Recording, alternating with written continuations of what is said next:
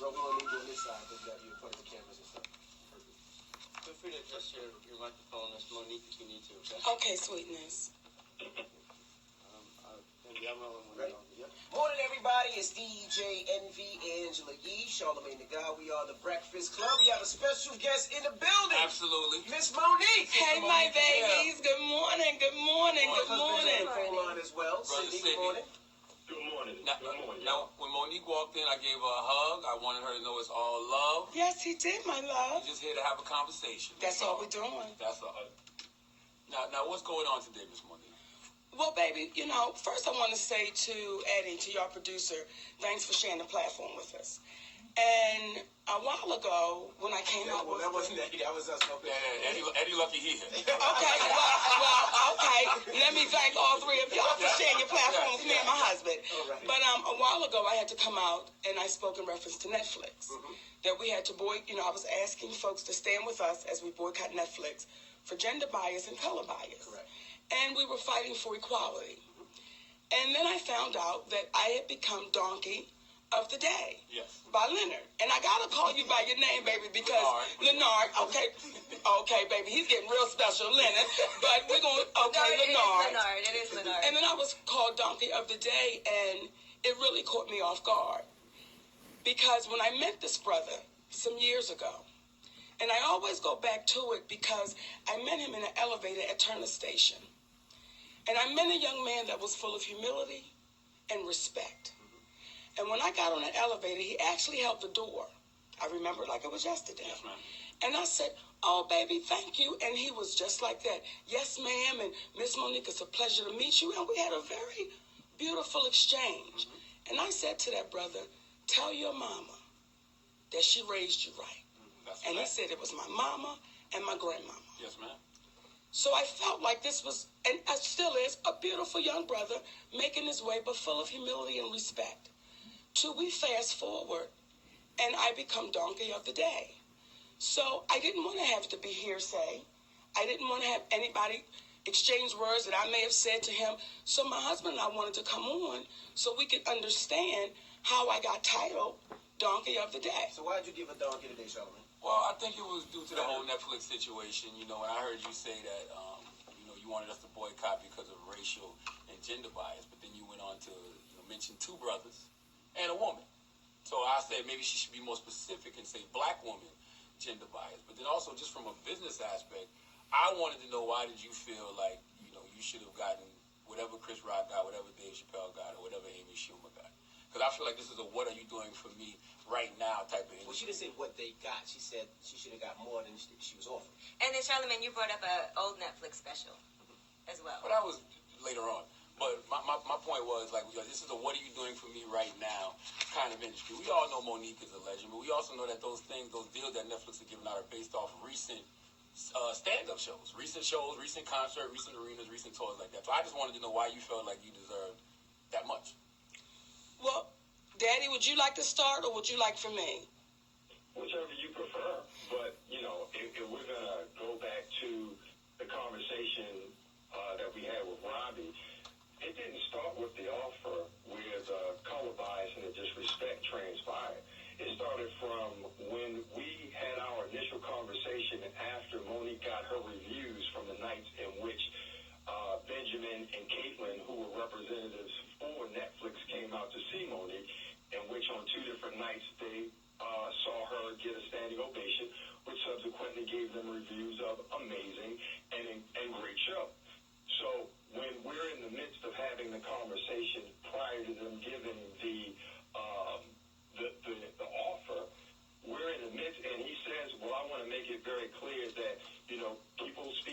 Dave Chappelle, Amy Schumer, and what they got, I want to just make it clear, so we can manage expectations and everybody doesn't get those type of deals. Well, when we're in the midst of that conversation, the phone disconnects. We never reconvene. He never gets us back on. And our attorney calls me up, and we speak, and we're like, well, that was strange. Are we going to get back on the phone or not? Because anybody who does business knows that this is a key time in which to build the value of your client.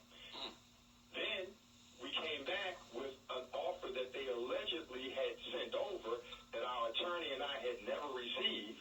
And then on that, it was a certain time limit in which we were supposed to respond. Well, we had passed the time limit because we never received it. When our attorney had asked them to please resend the offer that they had allegedly sent, it was clear that it had never been sent in the first place. That's the second red flag. When we get on the phone to discuss the offer that they had then finally sent over, initially they didn't want to have the conversation until I expressed to them, it is very ironic that the call we had was disconnected. We never reconvened. You became evasive. You can't get on the phone. Now I have to express what it's feeling like, which is gender bias, color bias, and there's also an age issue that we didn't discuss that's in there as well. So those three things are what led to it, in conjunction with the fact that the very items that he said did not translate for Monique, which were her resume, what she's done in terms of movies, it didn't translate, but he said those were the things that translated for Amy Schumer. Now, you just joined us. Know why did it work for Amy, but it doesn't work for her? Because what she just did in terms of what Monique's body of work contends with or resulted in, it's all part of the resume, just like Amy Schumer's resume. So why does Amy's resume work and Monique does not?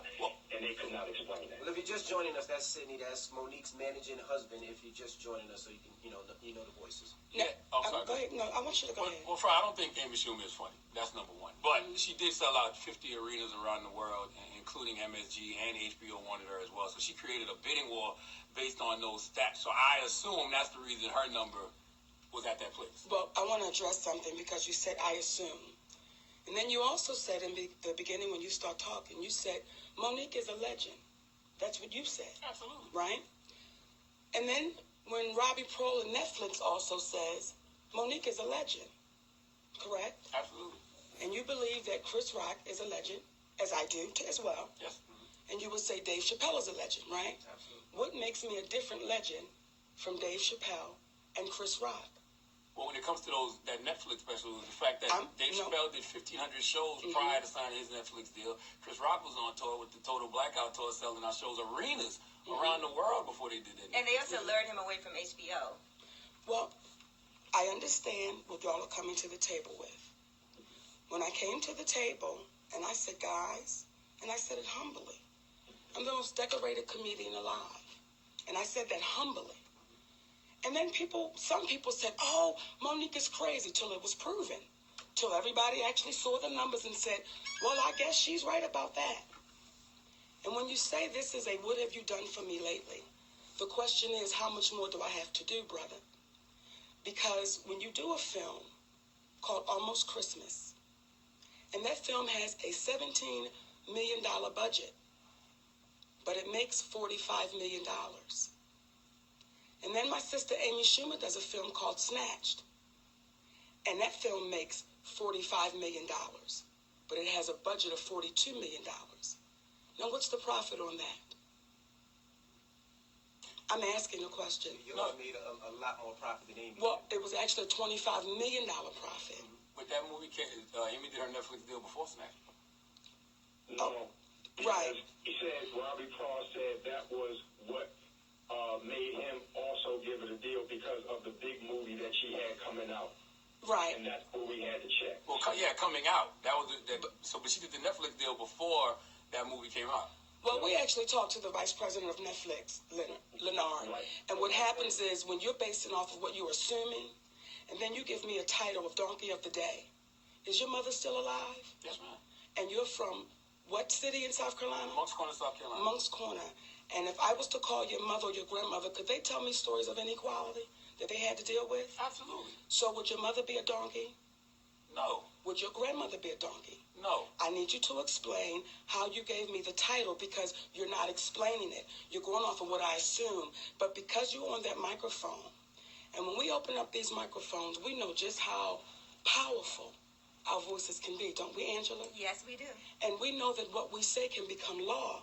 Correct, Lenore? Absolutely. So when we do that, we must then explain it to our community because we know how poisonous it can be when we put things out, but we can't back it up. We just say it. I think that there is, I think everything you're saying about racial bias is absolutely correct. Gender bias is absolutely correct. We know that the black woman is unappreciated and undervalued in a lot of different industries, but I think that when it comes to this Netflix situation, it's very specific. I think it's more of an individual thing than it is a collective problem. Like, can you honestly? What we ask you is this: can you say if it's an individual problem, how come that there are no individuals of color who happen to be female comedians that have had the multiple $million-dollar paydays with Netflix? Because what happens with the black community, it's what have you done lately? But when you are a white person in this industry, it's you're only as good as your last project. I thought it was drawing power. I thought it was exactly the amount of people that will And watch do you think the special. this is specific to comedians? Because I do know they've given out multi-million-dollar deals to Ava DuVernay, Shonda Rhimes. So you think it's specific to the comedy industry? Well, I'll let you answer it. What black female comedian got the multi-million-dollar deal? Name her. I know. But don't you think it's coming? I'm sure Tiffany Haddish will be presented with something if she hasn't already. Well, but we got to speak about the sisters that's done it. See, when Wanda Sykes is number 100 on Comedy Central's top comedians ever. Number 70. I'm sorry, Daddy, number 70 on the top 100 ever. But they offer her 250. So what do you say to that, Lenore? Well, I actually asked about that. I spoke to somebody at Netflix, and they offered that deal to Wanda Sykes before this guy that does these stand-up deals even got in the position. They offered this deal to her some years ago. Does it seem strange that you always have an answer when our finish line keeps getting moved? When our finish line keeps getting moved. When I say, name me one black female comedian that's got the $1 million payday, I'm waiting to hear the answer. Right. So you think it's specific to comedians? Because I don't know on Netflix any. What? But I can't say for sure. In history, name her. Well, I would ask what black female comedian has sold out 50 arenas around the world. Well, what I would tell you is there's 4 beautiful black female comedians that we just got a Legends Award. Her name is Samore. Her name is Adele. Her name is Miss Laura. Her name is Monique. And when the Queens of Comedy was on tour, see, we made history. And I don't know if you've done your homework, because we were the only female group, black, white, Latin, Asian, to sell out consecutively around this country. But you'll disregard that because you'll say, well, what did you do yesterday? See, you can't take it away. But if I'm doing business and I'm basing it off doing a deal with somebody who did this last year as opposed to doing it 15 years ago or 20 years ago, whenever it was, wouldn't it make more sense to do it with the person who did it just a couple years ago? If you're doing business and you say, what's Monique's resume? Now, you're the businessman, and you're looking at that resume, and everything on that resume says number 1.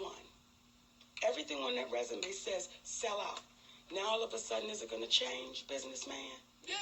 If I had to sign Kobe Bryant today, I'm not going to give Kobe Bryant a $100 million contract. Well, you're right. And his resume is amazing. The difference between Kobe Bryant today and Monique today is when you're 36 in the game of basketball, you done lost your step. When you are 50 years old in the game of comedy, you're seasoned. And if they had to come to Netflix, to your point, because you make a very good point, and Monique had to stumble like a 40-year-old or a 38-year-old Kobe Bryant who's got a ruptured Achilles heel that you got to bounce back from, then it would make sense. But if he dropped 50 and still was dropping buckets, what would you say? Because they watched 2 standing ovations in 2 sold-out clubs. You're absolutely right, Brother City. But let me ask you this. Why not put together a theater or arena tour and sell that out and then come back to the table? I'll take a special yourself. It doesn't have to go there. See, my whole thing is that's something else. We're talking about the money offer. And my whole thing is, as a businessman, being a legend and all that doesn't necessarily matter. It's who the people want to see. You could be a legend and people love you, but if you can't attract the people to come to the place to see you or to come to Netflix to watch it, it doesn't Like mean y'all talking about selling out clubs versus selling out No, I'm arenas. saying Netflix is But right. here would be the question. You know what I mean? Here would be the question. Almost Christmas. Would you say that was a hit movie? Definitely a hit movie. Would you say Bessie was a hit? Yes. Would you say Precious. was a hit? Absolutely. So the question is, so Monique, you didn't do nothing in 2017 that was on TV that we could see. So that means you're irrelevant? I don't think anything. So what happens is, if you see these number ones, and here's where, when someone said to me, Monique, does it become disheartening when it's your folks? It's understandable. I don't take offense. It's understandable, and I explain why. When I have to sit here and not defend, but explain to people that look like me, well, when did I become irrelevant? If there was a movie out called Almost Christmas, what, in 2016? This is 2018. So now all of a sudden, oh, we don't know if people are going to show up and show out. Now, when I did a show called The Bernie and Sid Show, I'm sure you know those brothers, two white brothers. And when I walked in there, Leonard, I walked in with a preconceived notion that I was going to have to defend myself. Correct. Because one is a strong Trump supporter and the other is a Democrat. But I'm thinking I'm going to have to walk in and defend myself with these white brothers. After 5 minutes of us talking, they shut their show down. And they said, Monique, we're going to call this what this is. This is nothing but racism. And we can't sit back and allow it and watch it happen. So, no, we're going to tell our listeners to boycott Netflix until they get it right. Because you are a legend. And we have to honor and respect you. Now, those are my white brothers. Then when I was in San Jose with some of my Latin brothers, they did the same thing. They shut their show down because they said, we got to call it for what it is. See, Monique, we've grown up watching you. We've grown up and you've made us feel better. We've grown up and our children are now watching you. Then I come to my folks. And I have to be donkey of the day, which you still haven't explained, Leonard, and you're going to have to. Because when you make those type of statements about your sister to our community, what you're saying to the community is, as black women, you're devalued. And if you stand up and you make a stand and you say, we need equality, and we have to say what's right and what's fair. And then a brother that looks like me from South Carolina says, you're the donkey of the day. You have to explain that to our community. I've explained it. I said that I think that you're using racial and gender bias, which are actual real issues. The struggle that the black woman is going through in many industries is a real issue, but you're using it to focus on something that you're dealing with individually. Leonard, did you just see Viola Davis come out and say pay her equally? Did you just hear that? Absolutely. So when you have us saying the same thing, we're saying pay us equally. You're saying, oh, Monique, this is an isolated situation. Well, then what that says is you don't know the history of this business that you're in. And you sit behind this microphone and you try to be the guru of black culture. I'm going to need you to know the history of us before you begin to label us. And once you know the history, you know I'm not saying anything unique, brother. I just don't understand how you can justify making $13 million in 2018 for a stand-up special. Well, here's the thing. If Netflix, when you say justify $13 million, did you get a chance to read what the offer was? I did read some of it, yes. You should have read all of it. The key is we got to read all of it, because what Chris Rock said a long time ago, if you want to hide something from a black person, put it in the book. But when you want to be thorough about what you're doing, then you would read it. What's happening is this. This is not about comparing the definitive numbers as to what Amy got and what Dave and them got, because it's merit to what you just communicated. But when you ask a comedian to take $500,000 for 2 years, you can't say any jokes. They don't want you to do stand-up for 2 years. And essentially, they want you to take $500,000 and lose out on $2 million of work that you would have made on the road anyway. That right there, it doesn't make sense. Well, did y'all make a counter offer? Women, It has to be a $20 million. women, baby, he just asked, did we make a counter offer? And that's a very important question. Yeah, did you make a counter I offer? did see that they responded to the counter offer and said they regretfully won't be able to do this deal. Hopefully you guys can work together in the future. And that's the point. that we have to make to you, Lenard. But in addition to that, my love, Go ahead, Dad. and this is in conjunction with Roland Martin and John Mary putting out a rumor that Monique was offered $3 million, and then didn't have the decency as journalists to come back and say, we apologize for the misinformation. Because if you notice, Monique keeps producing receipts. And as crazy as this sounds, this is a bigger picture than just Netflix, because what has happened was, you've heard about Lee Daniels coming out speaking in reference to how difficult Monique was and the whole nine. We live in a culture in which the ladies who are going up in a room saying #MeToo, and people are saying, well, you know if you're going up in a room at 2 o'clock in the morning, you know you're about to get screwed. So why do you go up there and do it? But what happens is they'll say to Monique, why didn't you go promote a movie for Lionsgate for free? Because you know what they'll do to you. So now you're in a damned if you do, damned if you don't situation. Because the women who go up in the room, the reason why they go up in the room, they know they're going to get screwed when they go up in the room. They just don't know how bad they're going to get screwed if they don't go up in the room. Now, Sydney, can I No, ask you what a happened when y'all question made the about that? counteroffer, though? Let me answer that, please, Daddy. When you say what happened when we made the counteroffer, this is why, again, Lenard, you've got to be careful with your words. Because you called your sister Donkey of the Day, but you didn't do your research. And you pulled that poison out into our community without fully doing your research. And now as we sit here, you have to almost backtrack your words. I'm not Because, backtracking well, when anything. you ask a question, did you counteroffer? We put all of it out there. We put the information out there. So you were so ready to do good radio that you didn't do your homework. And when you have a conversation, you know a brother named Gerald Kelly? Absolutely. Would you consider him your friend? Absolutely. See, I was on the road with Gerald Kelly 2 weeks ago. Yeah, he called me. And he That's said, why you good. Monique, I talked to Charlemagne. And he said, man, you know I love Monique. I wasn't doing nothing but making radio. I didn't say that. Well, I then, definitely didn't tell him that. you have I to did have say a I love Monique, conversation though. with Yeah. Gerald Kelly. Because, when you say, did you counteroffer? See, we did. And they said there was no negotiations. You take it or leave it. But had you done your... We didn't actually counteroffer. What they said in the midst of our conversation, you giving us something to chew on, we're going to come back and reflect on it.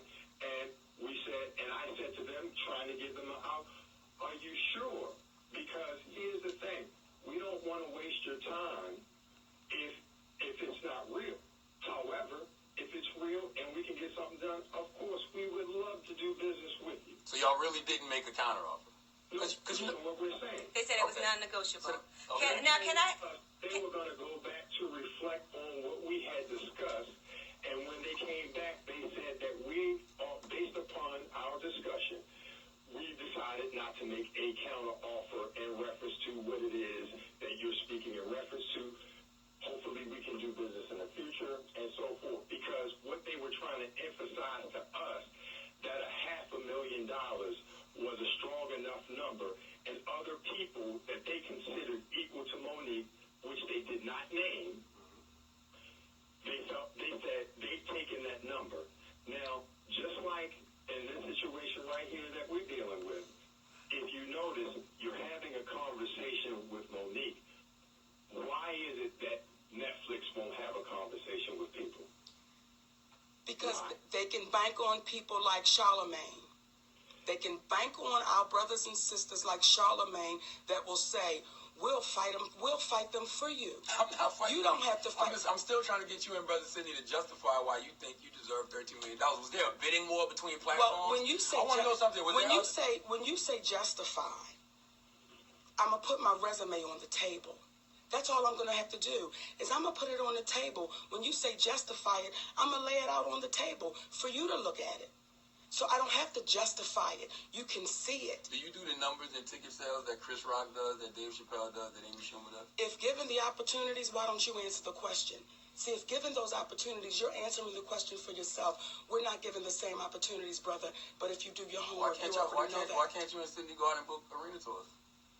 Y'all Do they go out and buildings? book their tours, or do promoters book them? See, what we're going to do right now is, and what I'm not going to do with you, now you want to play a tit for tat, and what you're saying is a black woman's resume don't matter. I'm not saying that. You saying have to be saying you keep trying to weaponize things like black woman and racism. Why would they and offer bias? Wanda Sykes $250,000, and she's considered one of the best? Well, that was years ago, and they said they would never do that now. Okay. I literally heard this like a few weeks ago. You guys, can I interject for a second? I would love to just ask a question and circle back to something Sydney said earlier that you guys discussed, please. So you did talk about the situation with Lee Daniels, yes. And you talked about people saying that, now we've read some things also because you're here in our presence, so I would love for you to speak on this.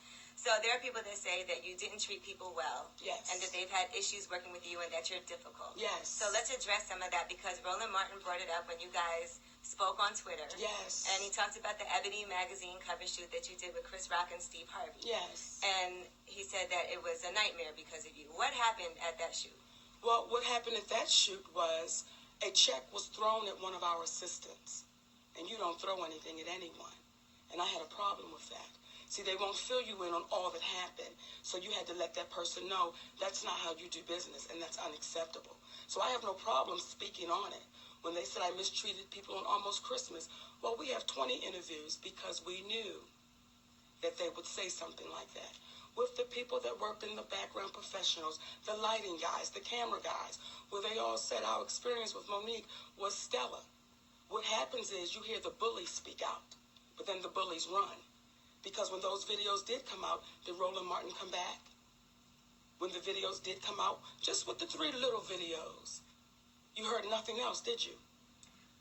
Well, I think, okay, let's backtrack a little bit because with Will Packer. Yes. Okay, so Will Packer and Roland Martin and, a lot of people have spoken out that have dealt with you personally and said these things. But I haven't really heard anybody say anything negative about Will Packer, about working with Lee Daniels, and I haven't heard them say anything negative about some of the people that they've worked with. So why is it I can answer that. That's a great question. You know the guy Harvey Weinstein? Mm-hmm. And he was able to do that for how many years? Decades. And why do you think that was?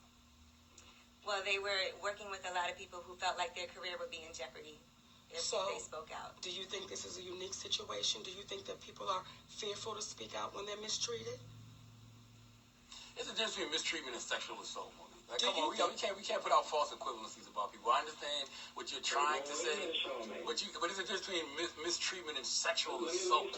Like, it's levels to mistreatment. Yeah. You're absolutely right. Yes. Mistreatment is mistreatment. Yeah, but I don't like you can't paint Will in the same just with the same brush as Harvey Weinstein.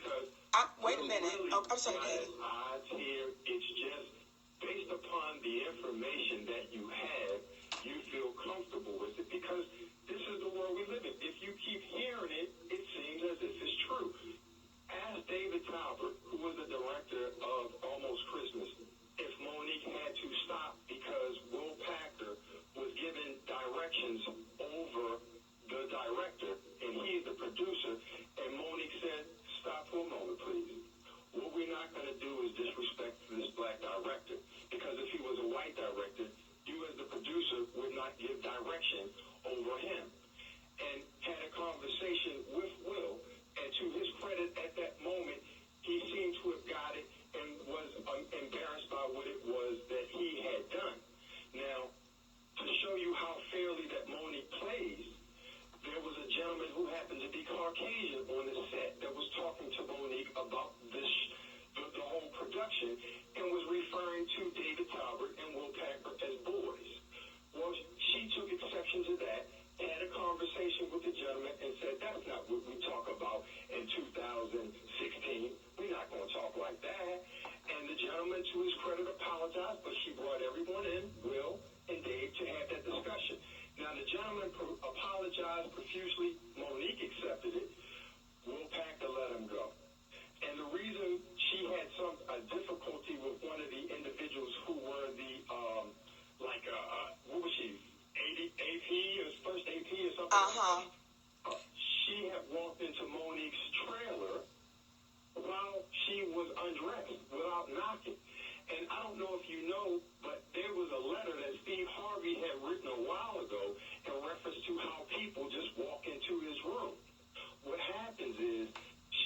type of person that doesn't allow people to get disrespected. And she's not going to have an issue with the people that are the hourly wage folks. It's typically the people who are the powerful ones. She's not having no beef with nobody. She appreciates the whole process. Ask Lee Daniels. You can't accuse somebody of being difficult who says to Lee Daniels, how are they going to let this woman, Gary Ray Sidibe, come out to the film festival in Sundance, but they don't have anybody to help her out with makeup, and she gives them her people. She tells Lee, fly, how are you going to fly her out to Cannes and coach, guys? She's fighting for people's rights. There were people that were getting their fingers pointed in their face that happened to be black women by white men on the set of Precious, and she said, I can't allow that to happen, guys. So what happens is you are forgetting that this is a country that had slavery for hundreds of years, and when do we start realizing that we are so conditioned to normalize bad treatment? When white men are able to say, hey guys, she's right, how does the black community not see it? Listen, we know all of these issues. I agree with you on all of that. I want to know about this, though. Have you received other offers from other streaming services? Or other places, period?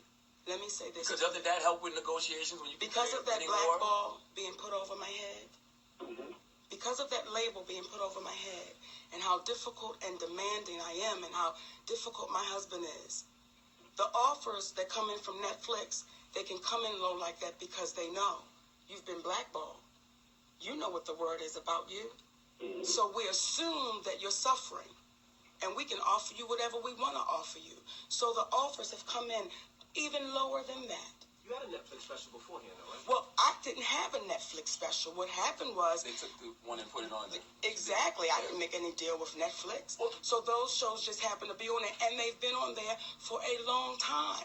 So someone would say, if this woman's not bringing in any views, why would we hold on to the content? They've been on there for a minute.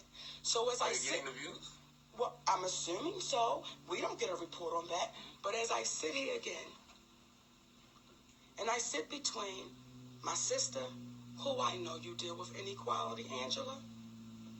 I know it. You in the same business I'm in. But you'll look at me and you'll say, well, I need you to explain to me. They said you was a problem here and a problem there.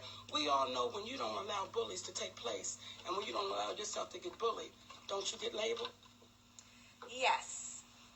But can I just, for full disclosure, please, there are definitely people that I know that have worked with you on the Ebony shoot. Yes. And I've heard things, well, they've told me personally, people that were in the room. Say their names. And if not, like I told Lenard before, keep it on the playground. Well, okay, so I saw on Alfred Edmond Jr., who's the editor-in-chief of Black Enterprise magazine. Yes. I saw that Amy Dubois Burnett, who was the editor-in-chief of Ebony at the time of that shoot, who was very excited to have you on the shoot, she left a comment because he posted something about you and the numbers and about your worth and how you are the most decorated comedian and black woman comedian. And she commented it was a nightmare working with her, and I would never want to go through something like that again. I saw that comment is still on his page now. I would love to sit down and talk with that sister face to face so she can tell me about the nightmare, because what they won't do is they won't fill it in. See, they won't fill in. We were being arrogant, and we wanted to treat that woman as if we were doing her a favor by putting her on the cover. As my husband told me years ago, we don't disrespect anyone, but we over-respect no one. And I want you to look at me. I'm a big, fat black woman. You're not fat. Stop it. Real talk. What big, fat black woman has to stands up and says, this is not fair? Because what the feeling is with some of our sisters and brothers, Monique, you should be grateful you just got invited to the party because of the way you look. So for anyone that says they ever had a problem with me, bring them to the table. Bring them to the table and let's have a conversation. But what you'll find is, we'll speak about this woman when she can't see us. We'll make comments. But we're the type of people that say, let's have a conversation. And when you find out that they're wrong, will you then speak up loudly for me as you speak up for them? I absolutely would. But Sister Monique and Brother Sion, ask you a question. I have no problem with that. Forget all the attitudes and all that, because I never brought that into the picture of how people feel about you or whatever. Let's just talk numbers. If you put your numbers up against the Amy Schumers, the Chris Rock, the Dave Chappelle, and I'm talking about selling out arenas all over the world, how can you justify getting a huge payday like that? Again, Y'all aren't doing that type of stuff. Y'all aren't selling out arenas. Y'all not. It's simple to me. When you say you're not selling out arenas, if they approached us and say you're not selling out arenas, and they were using your metrics that you just said, then we would say the number, it definitively doesn't have to be 20 if that's your metrics. But when you're saying that you're going to offer her 126 of what Amy Schumer got, and you're referring to Monique as a legend, and you're seeing her performance, and you see the people standing up for her at the end of the show. Have you read the reviews to the Netflix special for Amy Schumer? I don't think Amy's funny. You don't got.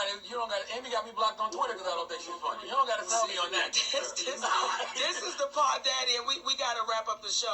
But Amy did sell out 50 arenas around the world, including MSG a few times. She had an HBO special that did great, and this was all in 2016. Here's what Brother Leonard is saying. Let your numbers fall. Let this year another show comes and they become number one and not the Breakfast Club. And then let a host come in here that's been doing it for maybe 5 years less than you. And then they get paid 26 times more than you. Then you come back and have a conversation with us. Because, right, that's all. Because what happens is when you sit here and you say, make it make sense. Well, we don't have to. Because again, no, you do have to make it make sense, especially if you're calling on people to boycott Netflix. We've made it make sense bias. because we're saying, here's the resumes, guys. Here it is, right here. In conjunction with that, the only thing we're saying is, if hypothetically speaking, it wasn't 13 million, Charlamagne, what we're saying is, how come there's not? They're saying to the community that it's not one black woman that is a veteran comedian out there today that is worth a 7-figure number. But once again, Brother Sidney, I will ask. The same agency as the same agent as Dave Chappelle, Amy Schumer, and Chris Rock. And I will ask you, Brother Sidney, I will say to you, what beautiful black woman is doing the things that they're doing? Like Dave Chappelle did 1,500. Dave Chappelle did 1,500 shows before he did Netflix. Daddy, but you know what? Here's the thing. He was selling out Radio City. He's making a great point. Mm-hmm. This is what I'm saying to you, though, Charlamagne. In the league that we're in, in the NBA, how many LeBron Jameses are there? One. Right. How many Steph Currys are there? One. And they all get paid accordingly. Right. So what happens is, how many players are in the league that are still getting multiple $million-dollar deals, but not LeBron money? So what would have been a respectable number for Miss Monique? That's what I want to know. Here's the thing, though, brother. I'm not serious. You gotta answer it. Let me give you a respectable number for Monique. Shame on him. Something that would supersede what she would have made in 2 years, and at the very least, what she would have made 2 years to be able to take the 2 years off that they're contractually asking her to do to not be able to tell jokes. You would not take a deal because they're going to give you a lump sum of cash that's going to castrate you out of 3/4 of your income. Do you understand what I'm saying? So if the deal didn't include the 2 years and didn't have that you couldn't tell jokes. If I would have taken a deal for $500,000, Angela, what position would that have put the babies that's coming after me? No, the deal is foul. The deal is absolutely positively foul. Nobody says the deal is right, but and Cindy, you're a businessman. Monique, you're a businesswoman, right? The deal is foul. I mean, let's be clear. And that's why you counter offer. Or you go somewhere else. And based on what they know Monique's reputation as far as what people are rumored to say. Right? I don't even know if that matters. Yeah, it does matter. They know it definitely pays. It definitely pays other networks are not necessarily giving her the money. Giving her less. They know what it is. So why would I give, as a business person, her an obscene number when I know she can't get it anywhere else? It's foul, but it's business. But you know what? And it's that kind of bullying business. You're right. So I'm sorry, Daddy. If you're saying you're right, see, that's what we're trying to get to. If you're saying, Monique, it is foul, and you are right. So if we know it's right and we know it's foul, then what do? We do it See, on our own. that's just like talking to Steve Harvey. And Brother Steve Harvey says, Mo, I know you're right. And I know you're not lying. But could you have done it another way? Well, what's the suggestion? What's the other way? I don't want you to do it any other way. We do do it on our own, but we still got to speak up. See, we still have to speak up. Like you say, Angela, well, just go somewhere else. Do you know how long we've been going somewhere else? But here's the thing, and we have to. We have to, and that's not an issue. But what we're saying is this, just so people are aware, this is what they're doing over here, and we want it to be known, because as Wanda Sykes so kindly said, she essentially suffered in silence. She was hurt by, but she went somewhere else. And the offer that they gave her was less than half. And it doesn't matter about that was way before they got what they got, because she was even hotter then. She came up under the wing of Chris Rock. Her audience and Chris Rock are very, very similar. She's very unique in the industry in that she caters to a white audience. Now, over time, Monique has a multitude of people in her crowd. However, we know the people that focus are people of color in terms of her crowd from a standpoint of the comedy world. When you have a Gary Owens who comes out and says, well, I go to Netflix every year and they tell me no flat out because they can't get a white boy who has a black audience. What he subliminally just communicated is that they don't have respect for my audience, so if they don't have respect for me, that's why they don't give me a deal. Do you not understand that? I think the problem started with you coming out comparing yourself to Chris Rock, Dave Chappelle, and why should and I think because there's no way that you can justify getting that amount of money that they got. Now, should you have gotten more than 500,000? Yes, and I've said that from day one. Well, here's what I'll say, brother. Well, no, that's not what y'all was saying. What y'all was saying was y'all should have got the same amount that Chris Rock, Chappelle, and Amy Schumer got. Let me answer that. Let me answer that, Daddy. What I said was, if I'm considered a legend, like my brothers, then why would I get what legends get?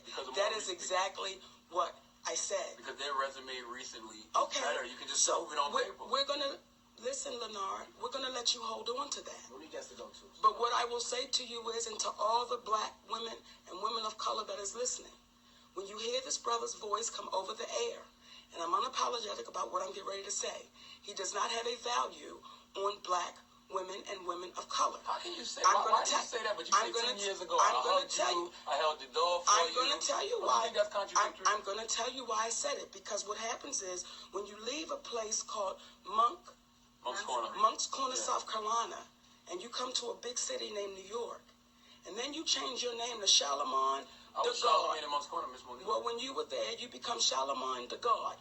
Now, I don't know if you took the same principles that your mama and your grandmama gave you in Moncks Corner and you brought it to Manhattan, New York. Because the brother I did meet on that elevator, I met a brother that was full of principle. And I met a brother who would not call a sister a donkey of a day unless he knew all the information and he could back up his statements. But as we sit here and we did this interview, you begin to ask questions that you should have asked before you make the statement. So what I have is questions, but y'all really don't have any answers. What y'all I still have have not justified why you feel like you should have gotten that money. And what y'all I have backtracked and is said you don't think she should have got that. We're not backtracking. Brother Sidney said it. Brother Sidney just said it. And here's the thing, Daddy, neither one of y'all there are will on the be same some page. brothers and sisters that get it the way that they get it, and we get it the way that we get it, and it's not an argument. I respect your decision. I respect your opinion because you're entitled to it. However, as we are entitled to ours. So what I am saying, and I know this show is going to air tomorrow, and I hope that you're courageous enough to air it in full. Absolutely. Because oftentimes people will chop it up. Not at all. But when I say that the devalue you place on black women, and you say, how can I say that? Because out of your mouth you're saying there is no black female comedian that is worth that money. No, There's not one of us out there. There hasn't been. I think Well, Tiffany Haddish when you say there hasn't been, I'll go down. If I go down the list of black female comedians and the work that those sisters have put in through the years that opened up doors so that people like you could sit where you sit. Her name is Marsha Warfield. Her name is Thea Vidal. Her name is Moms Mabley, which she's no longer with us. The list goes on and on and on, which we've never gotten our just due. Miss Monique, Like it's the truth. Like, All right, Monique like you does- keep moving. Monique I does love have New to York. go. I love y'all, my babies. And appreciate Indy, it. I thank you for giving us the platform. Thank you for joining us. Eddie, Leonard, I appreciate you, brother. Sydney, thank you. And Monique, wrapping it up, what are you going to do moving forward as far as with this special? We're going to keep on pushing. See, the special's going to happen, baby. Right, so That's what's- going to happen. Okay. And we're going to let y'all see it. But what we're going to do with this situation right now called the fight for inequality, we're going to keep standing. And we're going to hope that sisters like you would stand with us to say, when it's inequality, we must speak up and we must speak loudly because your daughters are coming and your grandbabies are I'd like coming. to end on this. What y'all may want to do is have a legend come on there that we all saw on the Dave Chappelle show by the name of Paul Mooney. And it's kind of the equivalent of when they were saying they'd asked